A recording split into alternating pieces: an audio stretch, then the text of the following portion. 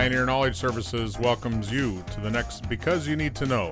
I'm your host, Edwin K. Morris. I serve as president and founder of this organization, and we are thrilled to offer this educational program. These design conversations bring you people's experiences from all over the globe in the field of knowledge management, nonprofit work, and innovation.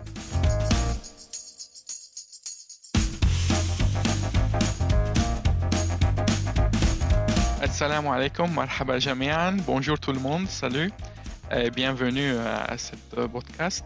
Hello everyone, good morning and welcome to this podcast. My name is Rachad and I live in Grenoble, France.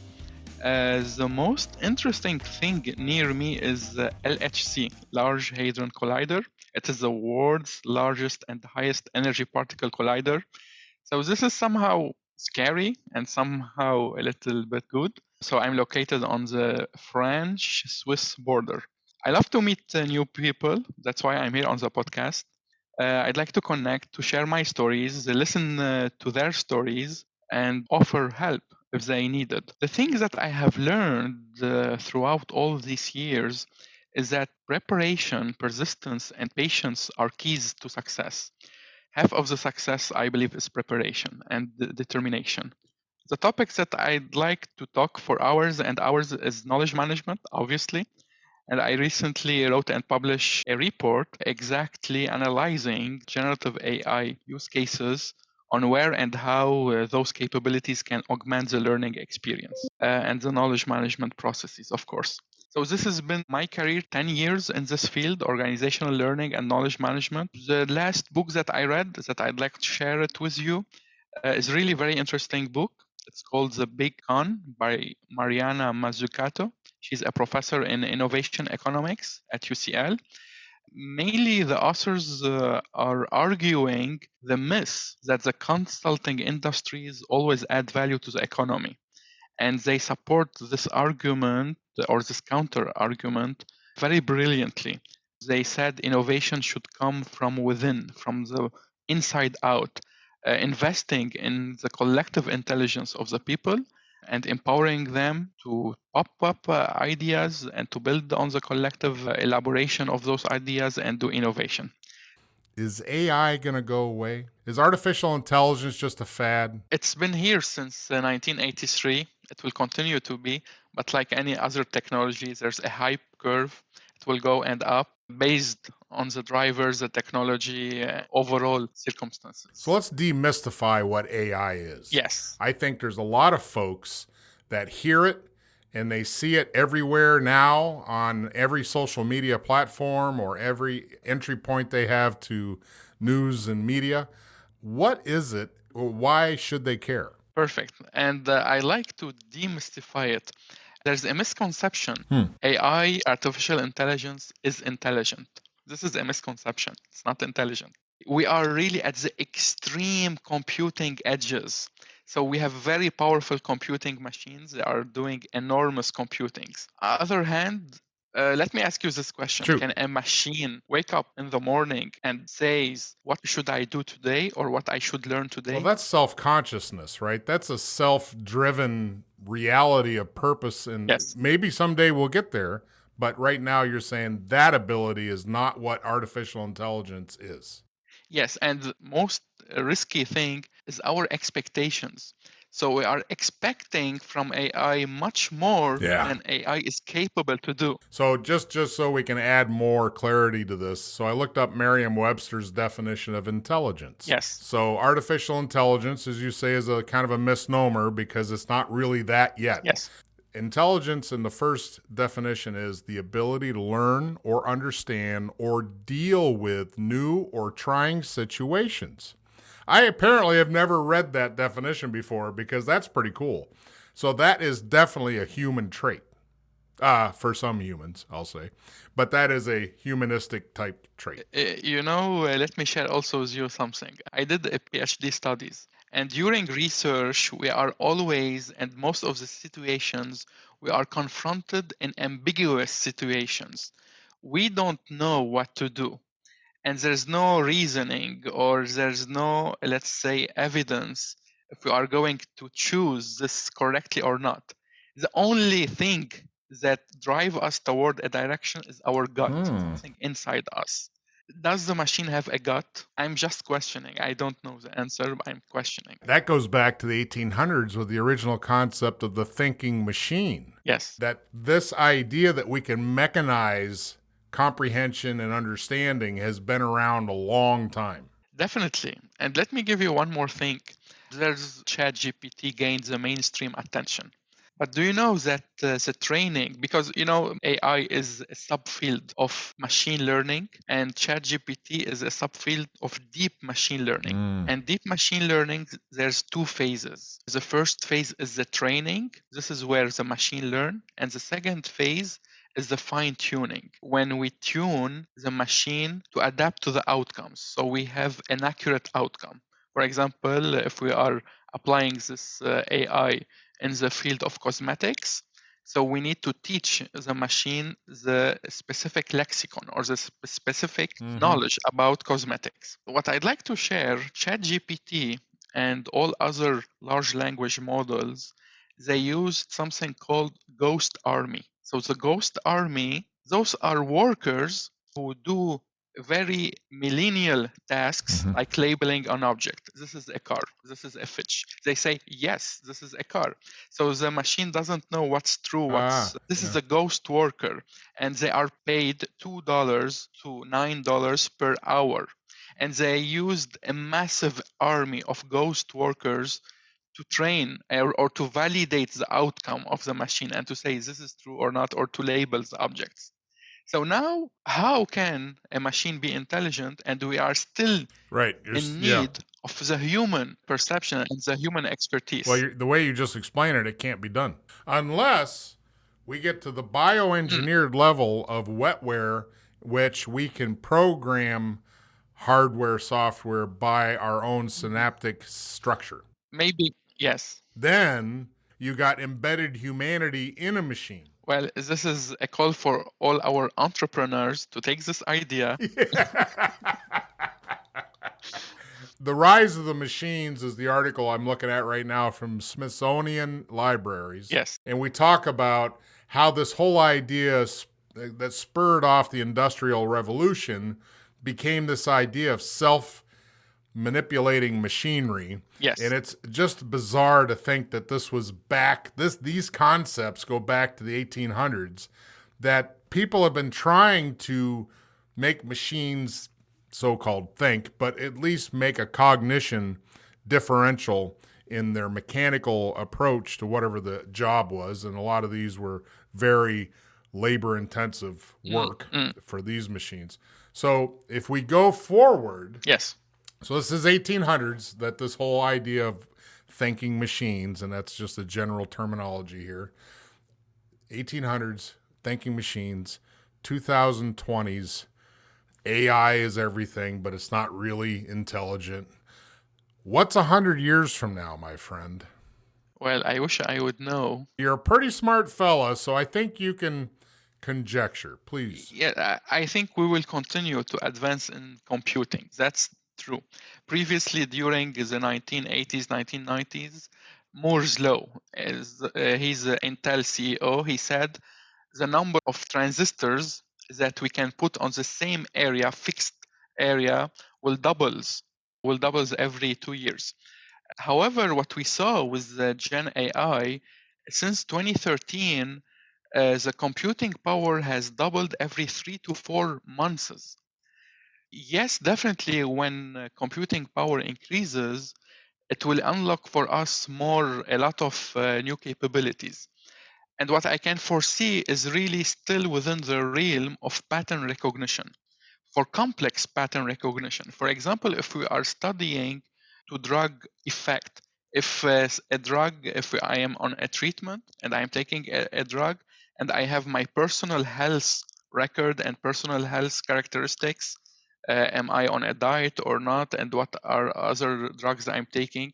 So this kind of interactions between the drugs or my personal health records, those are very complex patterns. So AI here can help in extracting or identifying relationships between all those different variables and recommend the best scenario and the best pattern to follow, so we can have can have a treatment without any kind of side effects. Well, that's a great use case, and I think that shows the value pretty easily to the majority of people. Yes. Because it's something we all have to deal with. So it's good to know that that use case is in the positive, but is there a negative side to it?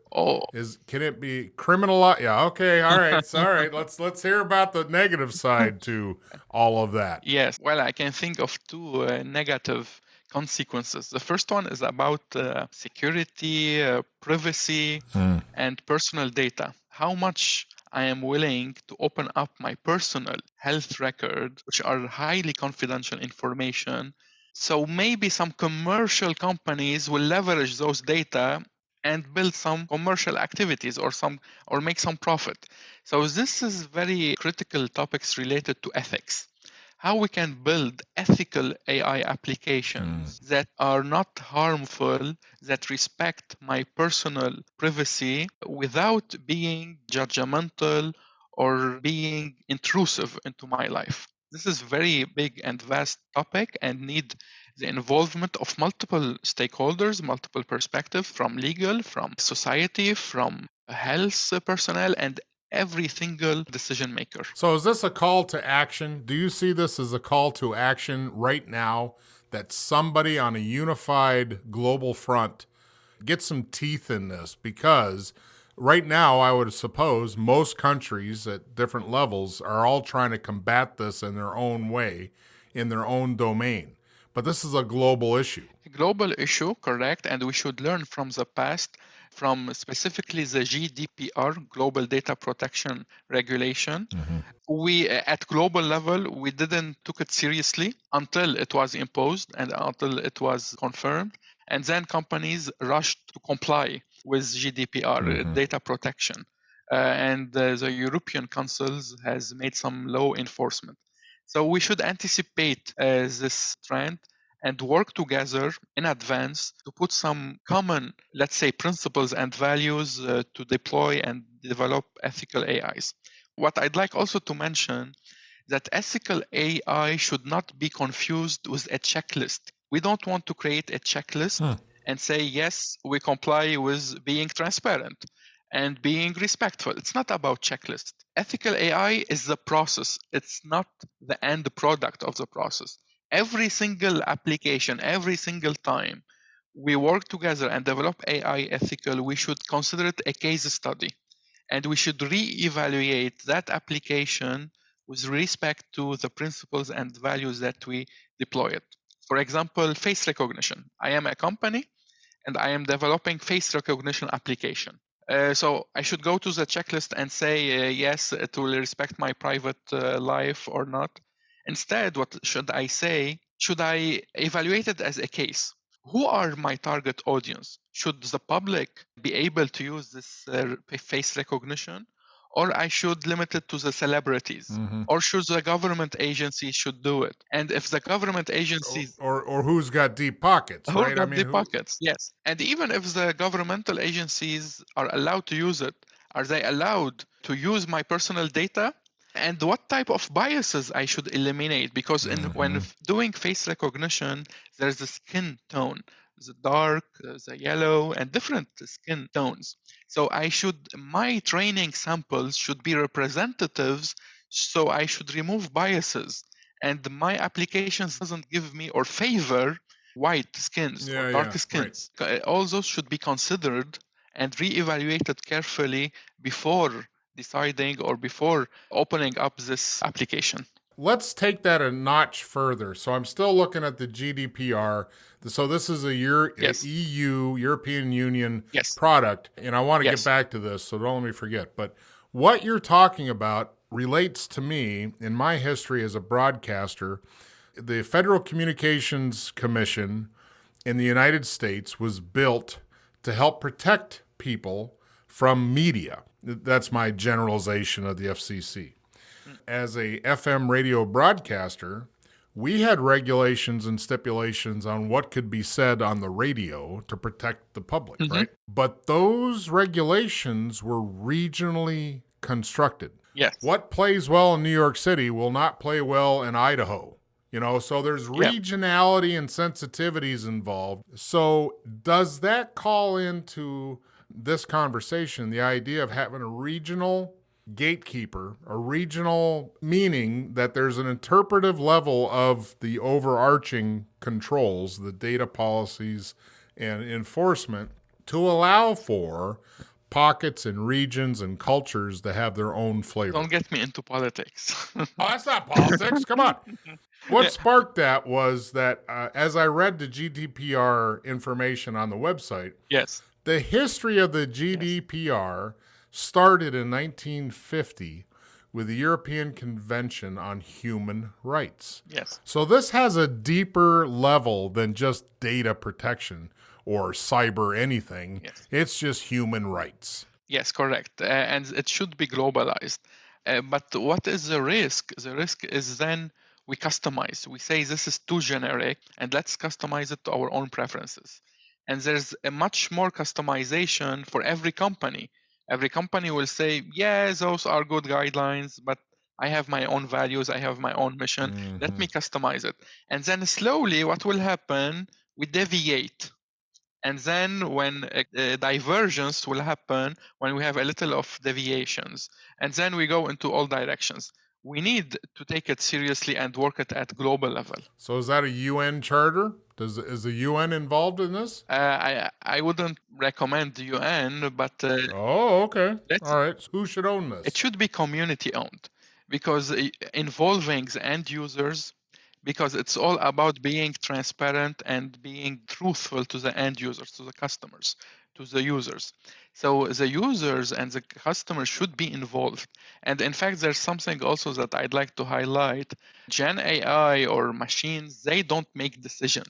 They are those who, the developers and the designers and the programmers, they ingest their own algorithms to make decisions. And this is the phase where the customers need to be engaged with the developers and the designers as much as possible and explain to them how the machine is making decisions. For example, if we are taking the radio imagery in the medical field, if we are developing an application for imagery and MRI, we should design it in a way that it will help the doctor to do better his job, not to replace the doctor. Right. And the doctor should understand how the machine is making decisions and making the suggestions. And so we need to develop it in a white box approach rather than a black box. So who owns it? Who does all this? It is community owned. We need multiple perspectives, everyone to be involved, and it is a continuous process. It's not let's do it and forget it, develop it and deploy it. It is a continuous process. So I'm trying to think of the software development or web development. There was an organization out of California. They did the protocols for HTTPS or I can't remember what their construction was that aided to web interfaces. But it was just a bunch of concerned citizens working together to make it happen.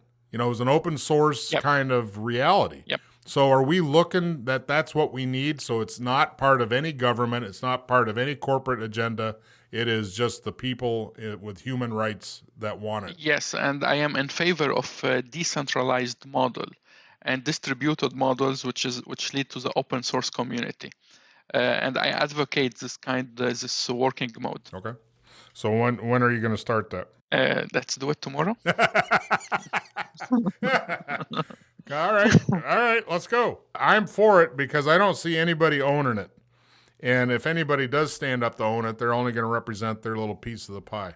This has really long and short-term consequences. Yep. And also we should not forget the environmental impact. So this is more related to compliance and ethics, but also there's second negativity, back to your initial question. To share with you some facts, let me bring up my cheat sheet. Okay. Okay, so to give you some facts, the GPT-3, the third GPT-3, in terms of water consumption, every 25 to 50 questions we ask to GPT-3, the machine, or let's say the whole cluster, consumes 1 bottle of water. Every 25 questions on average, the water consumption is 1 bottle of water, around 1 liter.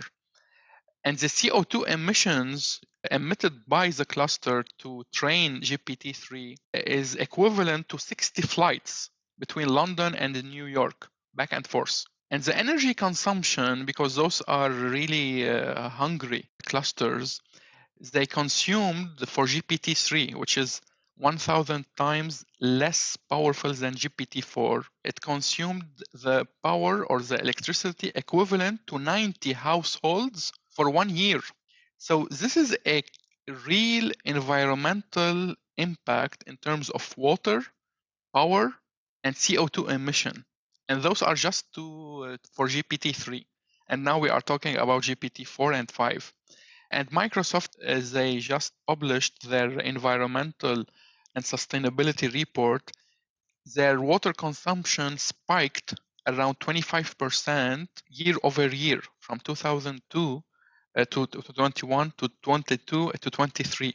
So every year, 25% increase in water consumption.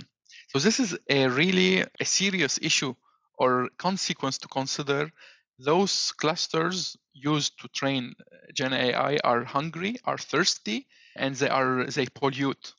So we're back to the birthplace of a lot of pollution in the globe, to industrial revolutions that have taken place that had huge consequences. So in parallel to like coal and other industries that made everything polluted. So now we're at the point where people that think, oh, it's on the internet, oh, it's somewhere, it just happens, it's all magic in this little box here. There's no connection to any consequence and or output requirements or input requirements to the process because it's not visual. There's no, I'm not shoveling another shovel of coal in this machine to make this work. It's just all magic. It just happens. So who should be looking at that? Because this is a real world situation that is building up and building up as it becomes more user friendly and more user interfaces happening. Then that consumption keeps going up. When will it stop, and when will it actually hurt to where it's news? It's actually covered on the news. Oh, this whole farm underground that feeds this machine has consumed X amount of water, and now the state of Nevada doesn't have any water. You know, when is that going to happen where it becomes a critical juncture that things have to change? Well, I'm not trying to be a pessimist, but already we have the global warming we are facing. And how much actions we are seriously taking to stop the global warming. And we are seeing all the natural disasters from the record temperature to the flood everywhere. And we are seeing the consequences, the natural crisis. So we don't want to add a new layer, an extra layer on top of that. Yeah, right. And we should try to start with education. Universities have a critical role.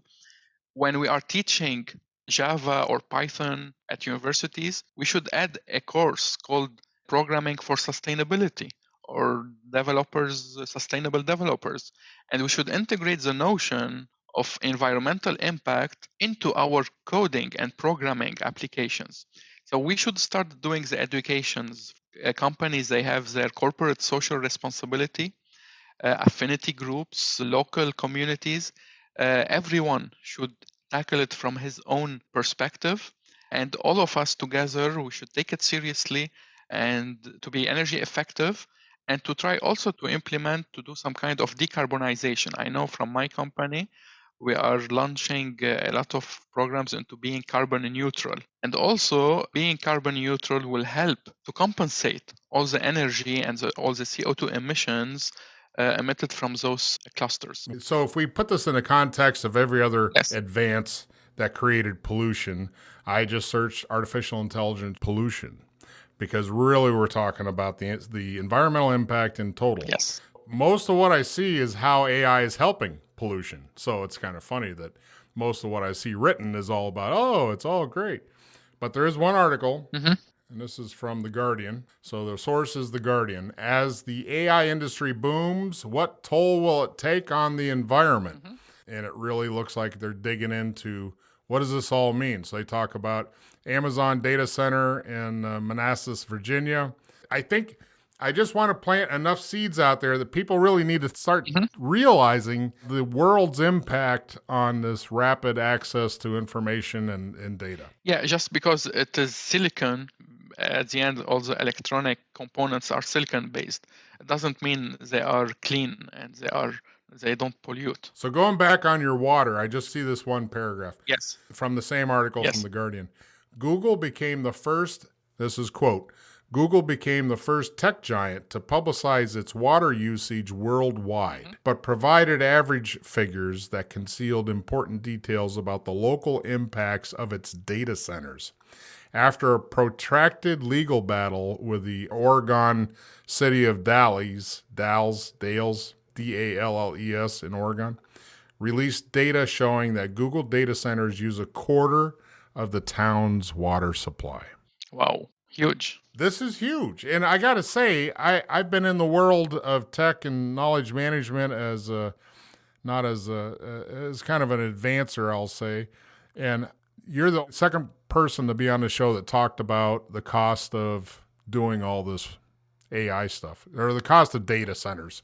Let's just say that AI is not the main culprit here, right? I mean, Right. data centers are data centers, and Yes. they're a big footprint, they're a big energy suck, they're a big environmental impact. And really, that's the bigger story here, is that AI is just another user of a data center. Correct. That is the part of the problem. So it's not, we're not calling out AI as the main culprit here. Correct. Yes. It is a technology that is Yeah. heavy power consuming. Well, you've given me a lot to think about. As I go away with my brain in fast mode, let me ask you this. What's your definition of knowledge management? Okay, great. Thank you. That's a great question. I'm buffering. I'm trying to say some compliments. Yeah. Buffering, exactly. Little soft shoe. But Yeah. seriously, let me share with you this story. Last week, I was contacted by a headhunter, a KM post. And while discussing with him, he told me that also he hired another person, another KM manager for a client. And I asked him, okay, what type of missions you are doing? And he replied, my client was a banking industry, in the finance industry, and I needed a knowledge manager to unify the customer support systems, because the bank had multiple branches and multiple functions, and they all use this multiple and different customer support systems. And he hired a knowledge manager to unify all those systems into one system. And I told him, really? That's how you define knowledge management? This is called information systems, not knowledge management. And the way I define and understand knowledge management from day one, when I started this career, it's all about tacit knowledge. 90% of our knowledge is tacit, inside our head, gained from experience, from practice, from solving problems, from being practitioners. And the job of knowledge manager is to help, first of all, to create a space for the people, the engineers, the employees, to connect together in a safe environment that will enable them to interact and to create dialogues and conversations. And through dialogues, conversations, they will externalize and they will extract their tacit knowledge. And the role of knowledge manager is to capture those tacit knowledge that were externalized, formalize them, and make them available to the whole organization. He's a facilitator, he's a connector of people, trying to match people together in a safe environment where we are not persecuted or intimidated because we are thinking out loud and we are just saying our opinions and our ideas. How I define knowledge management in terms of facilitation, interaction, getting the people together to exchange their tacit knowledge. So you're looking at it more as a verb. Knowledge management is a verb because it's around an action orientation. And I'll use the word, you didn't say this, but as a broker. You're a broker to the degree where you see where things should go, or you connect dots, you extract, as you said. You try to facilitate a better work environment by developing knowledge for everybody. Exactly. And also, I belong to a philosophical school where it is specifically the constructivism epistemology, where they consider knowledge management as a social activity, and knowledge is co-constructed. together when people interact together. So fundamentally, it's a social activity. When people interact together, we can co-construct new knowledge. I went to Indeed Career Guide. So for those in the field of trying to find a job, I'm sure you know what Indeed is. Yes. So Indeed Career Guide states, information management is the collection, storage, management, and maintenance of data and other types of information. It involves the gathering, dissemination, archiving, and destruction of information in all its forms. Information management covers the procedures and guidelines organizations adopt to manage and communicate information among different individuals, departments, and stakeholders. So going back to your guy that was talking to you about a job, your viewpoint of what they described that job was exactly information management. Exactly. And you called it on him. So what was his response? Or her response? Yes, ironically, the person considered that I don't understand knowledge management, and the person didn't want to pursue his recruitment. I said, that's a win-win for both of us. Yeah, right. Thanks. All right. Yeah. You know, it kind of shows the light on the idea that a recruiter knows everything that they're shopping for, right? The second paragraph I want to wind up on this information management because it gets more to your point. Information management focuses on the level of control an organization has over the information it produces. It requires building dedicated information management systems designed to help the company use its resources. Nowhere in that description was any people involved. There's no people in this. It's just machines and software. And let me recall the famous HP quote. If only HP knew what HP knows, we would be 3 times more productive. Well, I think you could replace HP with any other organization name, and it's the same. The same. Well, thank you, sir. It has been a blast. My pleasure. I can't wait to have on again to talk about what's new. My pleasure, Edwin, and I was so glad to have this podcast with you. Any other great words of wisdom that have bubbled up that you think you need to share? It's all about being generous. What I have learned in those 10 years, knowledge sharing, knowledge management is about being generous.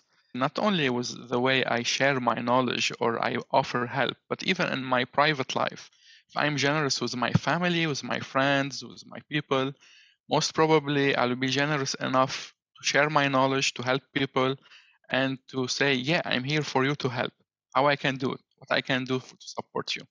So are you saying that if anybody out there is hiring for knowledge management skills, that should be the only question they have on the resume or the interview is, give me some examples of how you've shared or been generous in your life. Is that really skills and aptitude? We can figure that out later, but we want to know at the nucleus of who you are, is this part of you? Well, if you invite me to Chick-fil-A, you are the great candidate to be a knowledge manager. So I hear empathy in there. There's got to be an empathetic part of the human framework that is always engaged. It's more emotional intelligence. We have so many bright and clever people, but we need more emotional intelligence, social relationships. That's what we need, behaviors. It's all about behaviors. So does AI have emotional intelligence? Let us check. Let us ask AI and tell him, do you have emotions? All right, my friend. All right. Happy days. Thank you.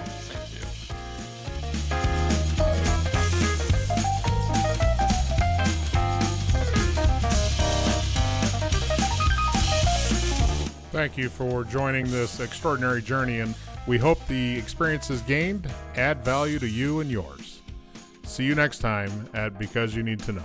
If you'd like to contact us, please email byntk@pioneer-ks.org or find us on LinkedIn.